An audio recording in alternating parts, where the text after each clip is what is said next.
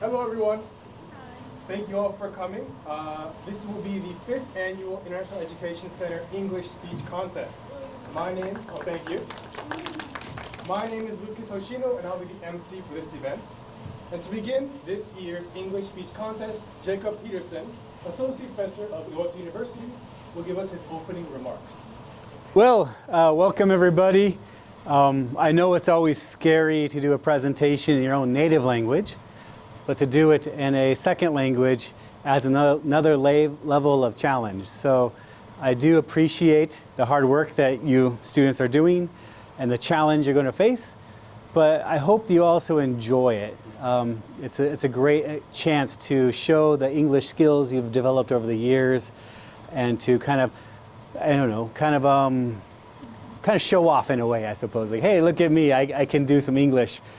So please have fun with it, and don't be too nervous. We all make mistakes. If you make a mistake, don't worry. Just move on and enjoy the moment. The 3 to 4 minutes will be very fast.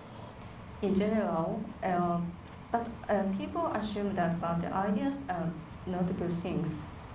However, I don't think that bad ideas are always so bad. In fact, I believe that they can sometimes be helpful. First, what exactly are bad ideas? In my opinion, bad ideas are those that go against the norm, but follow unusual or unconventional paths.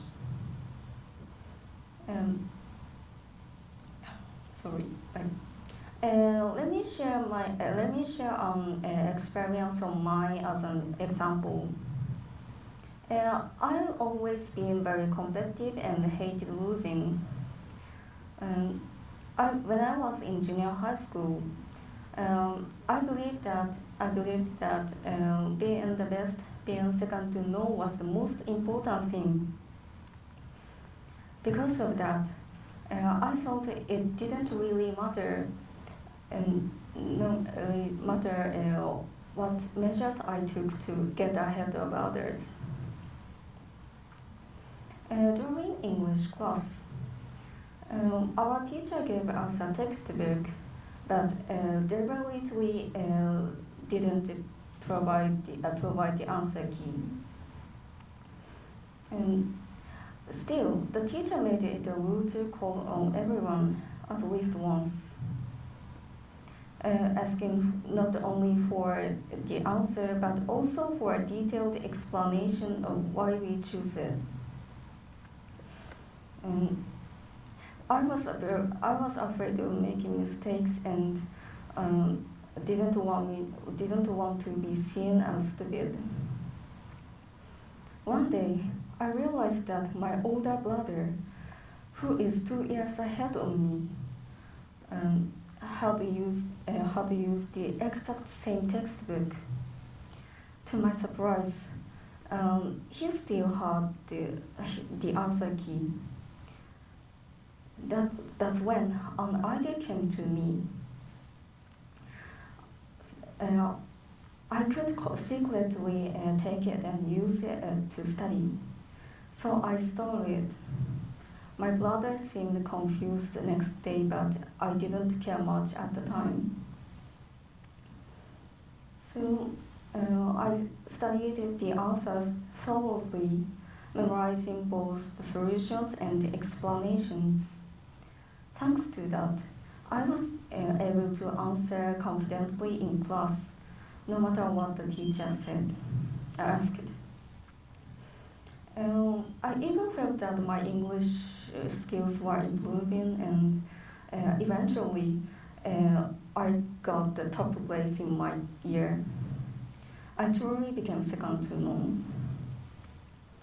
Of course, stealing my brother's textbook was wrong, but because of that, through that experience, I discovered studying English could actually be interesting.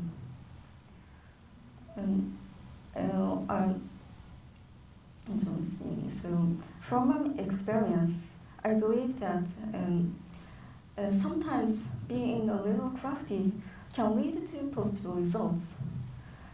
Making the most of what opportunity you have is sometimes necessary to grow.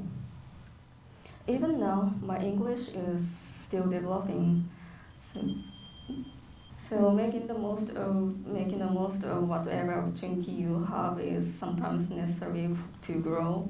So even now, my English is still developing. I'm not satisfied with my current level. So, but I hope that in the future I can continue to improve my English. Maybe even by using a few more bad ideas along the way. Finally, there is one important thing I want to say. Even if you use bad ideas to grow, never cause trouble for others in the process. Thank you very much. Good evening, everyone. Today I want to discuss with you one question. What do you usually conceive in your mind when people talk about a bad idea? Probably something embarrassing, terrible, or abnormal has appeared in your imagination. However, most often a bad idea is considered to be a plan or action that seems unreasonable on the part of society and contradicts its foundations. Nowadays, we live in the world where everyone requires from people to be precise to the job, society, make right decisions, and aim for perfect solutions. But is it really good in reality? What if we move away from the template actions and choose a different path which society will consider wrong? I'll give examples. The author of charming book series Harry Potter, Joanne Rowling, was rejected by 12 publishers because many people thought her idea of a magical school for wizards would not appeal to modern readers. However, she did not pay attention to this and continued to look for a place where her books would be accepted. And now the Harry Potter series is one of the most successful in history that a lot of people really love. Was the idea of publishing books really that bad? Of course no. So if other people think your idea is a bad idea, it doesn't mean that it is actually. Also, Thomas Edison tried a lot of times before inventing the light bulb. Edison's relentless drive to innovate led him to conduct thousands of experiments and encounter numerous failures. Probably people did not understand what it was for and thought it was weird. When he achieved results and he was asked about repeated unsuccessful attempts to create the light bulb, he replied, "I have not failed. I have just found 10,000 ways that will not work." In a sense, his mistake lit up the world. Nowadays, people either fail or are judged by others and start thinking that it was an awful idea and just give up. But why do we think in such a negative way? A bad idea? But it was our idea, our desire to develop ourselves and do what we want. Despite failures, despite condemnation of others, each mistake serves as an impetus for your development. You can always give up and say that it is not for you, but it is harder to continue fighting for your desired results. Steve Jobs once said, "Don't be trapped by dogma, which is living with the results of other people's thinking. Don't let the noise of others' opinions drown out your own even inner voice. And most important, have the courage to follow your heart and intuition. They somehow already know what you truly want to become. Everything else is secondary." So, try something new, overcome difficulties, yourself and your fear. And when you look back and see the path you have taken, you will understand how useful your ideas were for you. And who knows, maybe your own idea will not only open up something new for you, but will also help make the world around you better. Then everyone around you will encounter you, will admire you, and think that you were not afraid to decide on bad idea. Thank you. Hello, everyone. Thank you for listening to my speech. First of all, I would like to ask if I would say that tomorrow you won't be existing in this planet. Well, this might sound it's exaggerating, but we do have a lot of problems which are surrounding around our environment, even maybe in our school, where every individual have specific problems we have to face. And there are major things that our generation must overcome. First is global warming. global warming has been skyrocketing its pace these days. For instance, in Boston, the temperature rose up to 102 Fahrenheit, which broke its record, its highest temperature in June. Even in Japan, nowadays we feel that the temperature is fluctuating a lot. Even we feel hotter nowadays in Morioka. As a goal, by 2050, we want to make the carbon emission up to 0. And this is important because if we can push down the amount of carbon emission up to net 0, we can make the balance between the amount of oxygen produced from the plants and the carbon emission. Second is AI. AI has been a trend nowadays in many departments and in many ways. In education, many students might have been using AI in order to use for their assignments, for the research paper, in many ways. However, it is difficult to justify that whether we can trust AI. AI has been built by humans, and humans' answers are not always true. It can be also a false. In order to overcome, to find the specific correct information, we need ability to search the right information. We need a media literacy in order to find the specific right information.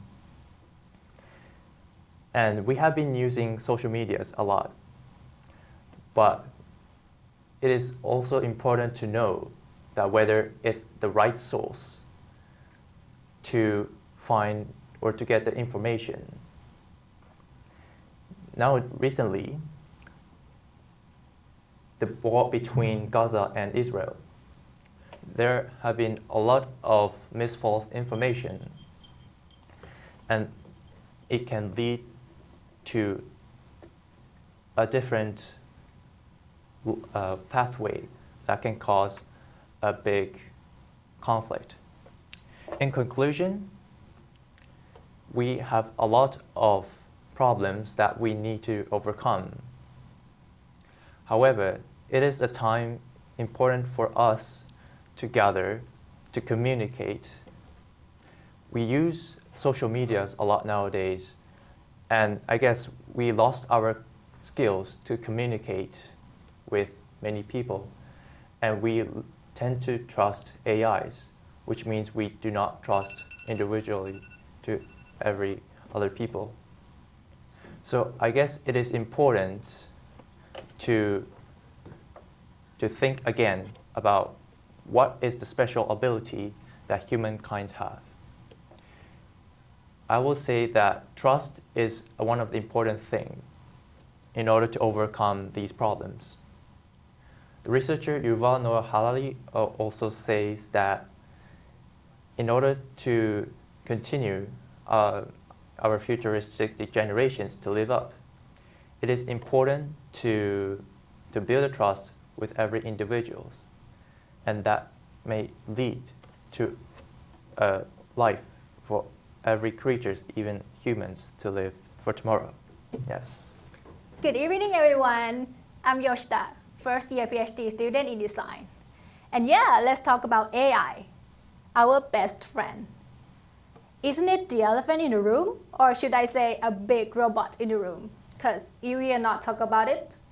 Yeah, because AI is everywhere now. It's writing essays, summarize textbook we haven't opened yet, or it's doing our homework, or it can even be a boyfriend who texts back faster than the real one. Yeah. But here's the big question. What do we do if AI can do our future job better than we can? Are we doomed? Is it over? Maybe, but don't panic, because I'm here to tell you how to outsmart AI before it steals your job. First of all, step 1, know AI weakness. AI is fast, yes. Smart, kind of, but perfect. Far from it, because AI cannot think like human. It has no emotion, no common sense, no real life experience. AI can write a love letter, but trust me, don't ask for real relationship advice. AI can write a report, but it doesn't understand what it's writing. AI is powerful, but at the end of the day, it's still just a computer code. Yeah. In fact, a study from MIT, one of the top technology universities in the world, found that people who blindly use AI made more mistakes than people who didn't use it at all. So don't treat it like a genius. Treat AI like a tool. Yeah, and you're the one who's thinking. And step 2, do what AI cannot do. AI is good at following instruction, working with data. But we are human. We are good at things like creativity, empathy, leadership, and about emotional and critical thinking, which honestly is superpower. Because the World Economic Forum in 2025 shows that the most wanted skills are critical thinking, a complex problem solving, and emotional intelligence, which, these skills only come from a real human experience. Yeah, if we are in a situation like, hey, we need to talk. Yeah, it sounds so scary, right? Like, oh my God, what did I do? Yeah, but instead of panic attack, AI would just say, sure, what do you want to talk about today? Yeah, that's happened and always happened. Because AI cannot get human. It cannot read the situation. Yeah, so take it as advantage. And final, step 3. Work smarter with AI, not fight against it. Yeah, think of yourself like a superhero. Like Iron Man, AI is your suit. It boosts your power, but you're the one in control. You're still the one who conquered the world, right? Yeah. So when AI work together with human, the studies show that the result is faster and better. So, but you still decide what's meaningful, and you make a creative choice. Use AI to brainstorm, speeding up your boring tasks, and use AI to your creative things. But you make the final call. So here's the deal. AI is not your enemy and it's not your bestie. Treat it like a tool. Stay curious, keep learning. And the most important is, keep develop your skill that no machine can copy. If you can do it, you will not just survive in this AI world, but you will lead it. Thank you so much.